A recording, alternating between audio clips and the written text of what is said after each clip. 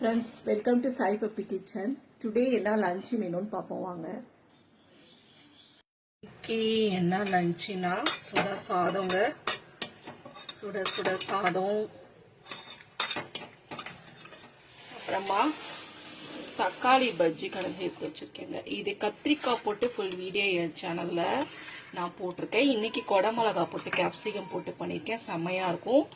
சாதம், இட்லி, தோசை, சப்பாத்தி, பூரி எல்லாத்துக்கும் நல்லா இருக்கும். ஃபுல் வீடியோ என் சேனல்ல கத்திரிக்காய் போட்டு தக்காளியோட பண்ணியிருக்கேன். இன்னைக்கு கொடமிளகா போட்டு பண்ணி எடுத்து வச்சுக்கேன். கொடமிளகா போட்டு பண்ணா என் பொண்ணுக்கு ரொம்ப பிடிக்கும். கத்திரிக்காய், கொடமிளகா போட்டு தக்காளி மசியல், தக்காளி பஜ்ஜி, அப்புறமா புதினா துவையல். இதுவும் ஃபுல் வீடியோ என் சேனல்ல போட்டிருக்கேன். அப்புறமா ஆம்லேட் போட்டு எடுத்து வச்சுருக்கேன். நிறைய சின்ன வெங்காயம் பொடி பொடியாக கட் பண்ணி போட்டு, பச்சை மிளகா, மிளகுத்தூள், அப்புறம் மல்லித்தலையெல்லாம் போட்டு நல்லா ஆம்லேட் போட்டு எடுத்து வச்சுருக்கேன். அப்புறமா மிளகு பூண்டு ரசம் காரமும்.